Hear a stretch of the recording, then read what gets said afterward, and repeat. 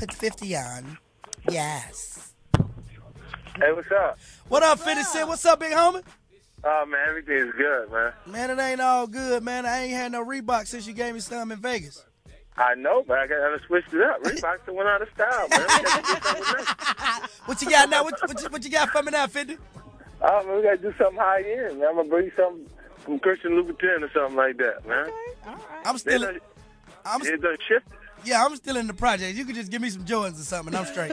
I don't need all that Christian Louboutin and all that. Yeah, we need to do it every now from time to time. You know, the ladies, they don't mind spending to look good now. You right. I don't mind, so you can send some my way. I'll take them. I'm not in the hood no more.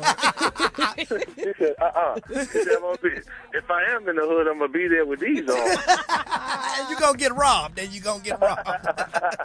No Living Larry, the Morning Madhouse. Want to say what's up, that big homie 50 Cent live on the phone inside the Madhouse. 50, what's been good with you? What's been up, man? Man, everything's good, man. I've been working on this project, Animal Edition. Like the music, the whole album is about prosperity. Mm-hmm. So I wrote it from all different perspectives. Like the first song I released was called Hold On, and it was about the jealousy or the envy connected to it. So, you know, when you grow up in environments where you don't have a lot, progressing too fast in front of them can cause some things. And you know, they'll start looking at your house like it's the bank to make a withdrawal out of. You damn right they will. Mm-hmm. Yeah. So it's called Smoke, right? Smoke is featuring Trey Songz. Mm-hmm. It's a song. It's produced by Dr. Dre. I actually recorded it in Los Angeles, and I got with Trey again, so we re-recorded his vocals. You know, and we worked on it. It's a hit. It's a hit record. I think it's a hit. So, you know, I just really want to see how people respond to it. So Animal Ambition is actually going to be on iTunes, right? Yeah, it's available on iTunes. So a lot of folks are saying this album is 50 back to Get Rich or Die Trying. What do you feel about the folks that are saying that?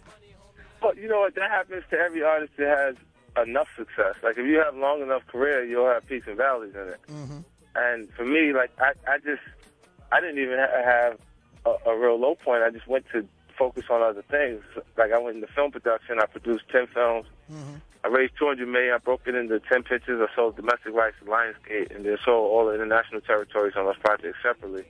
And then I have 4 television shows right now. And then I have a book that I put out called Playground. That it was a bullying book, and I ended up turning it into an animated television show. I met with Brian Grazer over at Imagine, and we walked it in, so they'll get a chance to see that on Fox. Well, we know that you are very, very well versed in business without having gone to business school. Talk about the reason behind your split with Interscope, because I know it was a business decision. Yeah, absolutely. Like, Interscope, it turned into Beats Records. There's not a music video that came out over the last 2 years that hadn't had product placement in it with Beats headsets in it. And I decided to invest in SMS Audio. So, well, my actual company, like, the only marching orders, like, that was received during the period that we were shooting a music video for My Life, it was me, Eminem, and Adam Levine, was that I didn't actually put my headsets in the video. There's a point that they blurred out my actual hat. Like, if you look at the music video, it's blurred out. Because I actually was the only artist in the actual building in the green. Like, I didn't owe them anything. I sold so many records that on the first 2 albums that I was always in coop the entire time. So 50, Benzino shot this weekend. Have you spoken to him or spoken to any of his people? Well, I heard about it. Yeah. I haven't actually, talked to him. Like, I guess, well, I'm glad he's all right. Yeah. You know what I'm saying? I don't wish that on nobody. Yeah, that's crazy.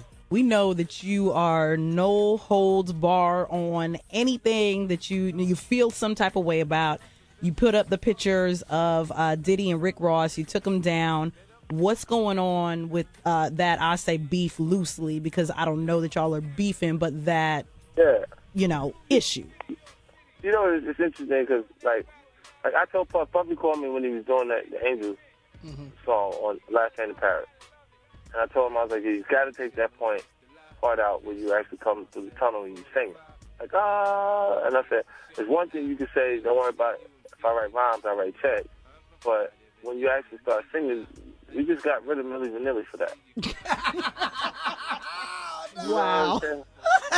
Like, this is when it starts to reach the gray area. You know what I'm saying? Like, and I'm like, but I told him, I go, And every time, like I'll look, and if I see something that looks so weird, I'll ask. You know what I mean? Like I asked Snoop. I put the picture up when I saw a picture of Snoop. Look, they know I'm a Snoop fan. Yeah. Like I love his music. I love him. When I see like he had like the French manicure. Right. You had to say something. Now, things are changing now. Don't think it ain't 2014 now. You know what I'm saying? So I'm like, yo, what you trying to tell us something? 50, you a comedian, man. Yeah. 50, you silly. Definitely. Well, I want to ask you, I know you have a track with the Locks while we're talking about beef, and, you know, you and Jadakiss and Styles P had your issues. How did you end up getting them on a track on Animal Ambition? I just called them, and it came together. Because, like, we did a track before this one. It was for him. It was called Dogg. Jadakiss had sent the song over, and I wrote on it. And then I called him on this project because I was like, this would be the actual time to do it for me. You know what I mean? It's a transitional period, and it allows people to see. I won't let that beefing or you arguing with another artist, because it's just the competitive nature of our art form that forces that to take place. And I won't let that overshadow the actual work, because that doesn't sell records. Hit records sell records. Speaking of the album Animal Ambition, you also got the Dirty South on the album. You got Yo Gotti on that thing. How did you hook up with Gotti? Are there any chances of getting my big homie Lil Boosie on the album? Yo, listen. Yo Gotti, I had met him because he was working with Chris. Like, that was his manager at one point, too. Like, he was working with Chris Lighty. And from that period, like, following it, I watched how some artists kind of, like, dwindled away, or you didn't actually see them be active anymore. And then I watched Yo Gotti continue on his path of success. So I felt like he's next. You know what I'm saying? Like, he's going to be that guy that, not that he hasn't taken off yet, but I feel like what he has in front of him is going to be a lot greater. You know, so just to be a part of it in the early stages, because it's still very early for him. Like, he done accomplished a lot, but there's a lot more you'll see in the future. Well, talking about artists, you know, that you feel like are the next, and you were talking about hip-hop, and it's not the same, and the competitive nature, who do you see as next to kind of lead the way in hip-hop and take it to the next level? But look, you know what? It changes so rapidly now because there's no artist development. Like, now you'll see a guy have a big hit record, and then like where Trinidad James at. Right. You know what I'm saying? Like, you don't see him anymore. Like, these guys, like, and they be gold all over my grill, and then you don't disappear. And then so you'll see a lot of one hits come out of it because the artists haven't been groomed. Well, that might be that might be your next, you know, venture. We know you always getting into business. That might be an area for 50 Cent to step into and do some of that grooming. He was doing that on one of his television shows. Yeah, artist development. Like, look, what I'll do is I'll be focusing on music this year. Like, it's it for me. Like, I gotta kind of get back in pocket with everything I've been doing in the past, because I'll leave to go do everything else and calculate it, like, in the right timing, because I feel like that no matter what I enter at that point, like, my entry won't be received properly because they are into something else at the moment, or it's just like, why force it when you can actually just go do other things that are entertaining for me? Like, every time I relax, I go to media. So there's some sort of music, television, or film involved in my vacation if I'm just going on vacation for a couple of days. So my interest in film and television have came based on that, because sometimes I watch things and I'll be like, yeah, I could have played that part.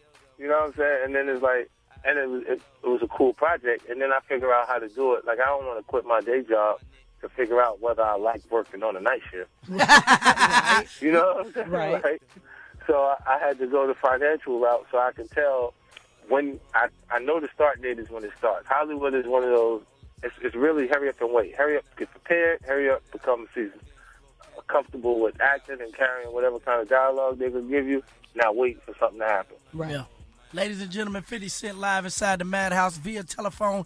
Album in stores. Animal Ambition actually on iTunes. Has a brand new single out. 50, we can't wait till you come back to Charlotte, man. Come back to the Carolinas and kick it with us live in the studio. It's always a pleasure. Face-to-face. We got to get face-to-face. Yeah, when you going to hit the road and do that? I'm definitely going to do it. Right now, I just traveled to Atlanta. So I'm running in Atlanta, and then I'm going to come on down that way. Okay, that's what it is. And I have to say this to you, 50. I admire you not only as an artist, but just the fact that you have such a wonderful business mind and business mentality. I mean, you came, I remember meeting you in Tallahassee, Florida, before you dropped any major records, and you were so humble. And to see now where you've come, that had to have been in like 2099, somewhere in that area. And just how far you've come in the last 15 years is amazing. I'm a work in progress. I still don't feel like I'm already as good as I'm going to be. You still with the money team? We still got 6 Maybachs outside, or what's up with that? No, I done quiet it down. People, look, let me tell you, that stuff works. It works for Floyd and Floyd only, because people like Muhammad Ali was the people's champ. Right, no doubt. Because he shared the same values and the same beliefs as the audience. They rooted for him. People watch Floyd not to miss the opportunity to see him lose and become a fan of his when he wins, when he gets away. Right. You see what I'm saying? But they watch it like we was in the middle of a recession, saying we got all the money in the world and we really don't care. Right. So it's tough to like it. You just watch it because you go, it's like, look at this. I mean, we already know what the actual lifestyle of a fighter is, so it's like, it's absolutely no difference. It's a comfortable flight, but the plane has no wheels. Wow. That's pretty deep. You're a wise man, boy. Been out here writing books. You know what I mean? Dropping gems. He's on the rap scene. And right now, we're about to go into his brand new single featuring Trey Songz. It's called Smoke, right here on Charlotte's #1. It's Power 98.